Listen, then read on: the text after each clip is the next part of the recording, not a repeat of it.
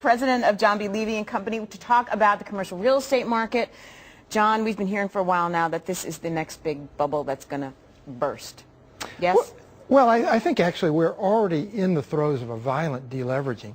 So I don't know if the bubble is going to burst, or it's already known. Values are down 30%, 40%. I don't know anybody in commercial real estate that would say this is a surprise, something's going to come, and I'm shocked. All values are reflecting a real decrease in value. So I think we're there. We know it's here. Mm-hmm. Is it going to blow, though? No, I don't think it's going to blow. I think that's probably the wrong word. We're seeing a lot of extensions on loans. We have a lack of liquidity in a business that needs liquidity desperately. So, but I don't think blow is quite the right term. I think really we've got a long-term way to run. We're not anywhere through this yet. You're seeing extension on loans. What type of, is there government pushing in that direction in terms of these banks and things like that? Are we seeing a lot of the government backing that?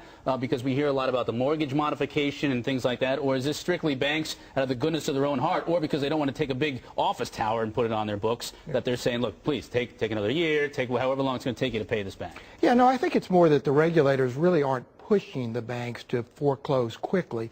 It's not a, in single family it's different because there are votes and there are people, and these are houses, these are shopping centers, these are office buildings. But I think for the most part, banks, life insurance companies, CMBS servicers realize that the people that own them now are probably doing as good a job as can be done. Now that's not true in every case, but I don't see this massive hammer trying to say, let's foreclose now, the way we saw, for example, in the early 1990s with the RTC. There's a different environment. I don't know how long it lasts, but it certainly feels different now. So we have this slow bleed going on. You know, we heard the other day Toys R Us is going to go into the malls, right, and rent temporary, or at least temporary space for the holiday season. Sounds like a home run to me as far as Toys R Us is concerned, right? Sure. You know, I see it by me with the Halloween stores. There's deals to be made out there. Does this help or hurt the owners of these properties? Because it's really like a short-term tease. No, I think it definitely hurts them because what we're seeing is that they're temporary because they don't have long-term tenants. Sure. And for the most part, the long-term tenants also want to renegotiate their leases. So whatever they were paying, they want to pay less. So the reason you can get temporary space is because the guy that wants to rent it long-term and has credit is not there. He's gone. We talked about the airline industry before and changes that will take place that will be forever in the industry. Yeah. You know, this is going to change it forever. I hate driving around and seeing empty strip malls. I mean, I loathe it. You have an anchor store that goes out of business, then all the other small stores go out of business because they don't have an anchor. Will we see that growth curtailed to the point where it at least takes a long time before it gets to where it was before? Because it was ridiculous. I mean, they were building them and no one was ever occupying them. They would be built and stay empty forever. Well, when you have enough capital in real estate, capital creates demand. And now we're really short on capital. And there's virtually nothing being built. So this will take a while to work its way through the system. And hopefully we'll be a little bit more restrained next time when we find more capital and therefore it finds more demand. Yes, unfortunately, I don't think we learn from our mistakes, though. That's human That's nature. the problem. Yeah, we don't. What about the REIT market? Is it time? We've had people on this show actually saying it is time to invest in REITs. Is it? Yeah, it's really interesting. There are two things going on. First of all, on the equity REIT side, there's been a massive raise of equity, some $20 billion just this year.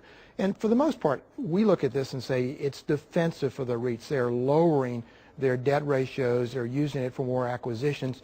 But probably more interesting is the rise of the mortgage REITs.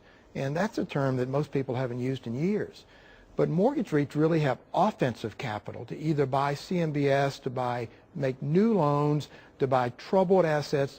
And by our numbers, there are close to 15 that are in some part of the IPO business or have already gone public for $7 billion, including, interestingly, the largest IPO in the entire market year to date.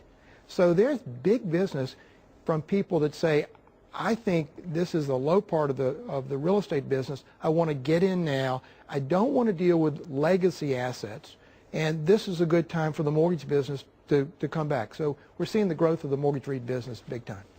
Because then you get like general growth? General Growth filing bankruptcy. Yeah. So on one hand, this is a tough place, I think, for an investor to play. It's confusing. Well, it's very confusing, but General Growth is like most people that have been in the real estate business. They have so-called legacy or toxic assets. They have assets that have gone down in value. So, you know, if you go back to my numbers and say, okay, values have gone down 30, 35, 40, 45%, and you have those assets, you have a terrible leverage problem. Right. If you're in the mortgage REIT business and you're brand new, you know, for example, as the mortgage rates are now, there's no legacy. They're buying new assets at the new lower prices, so they don't have to worry about the toxicity of their previous asset base. It's a completely different ballgame. So you need to do your research, though, on this. You absolutely need to do your research. It's completely different, though, than buying some of the old assets and thinking they've been marked to market. That's some positive information, though. That's uplifting. More than the $11 billion that the airline industry is going to lose. So at the end of this conversation, we certainly do appreciate that. Thank you so much, John Levy, for stopping by. He is the president of John B. Levy.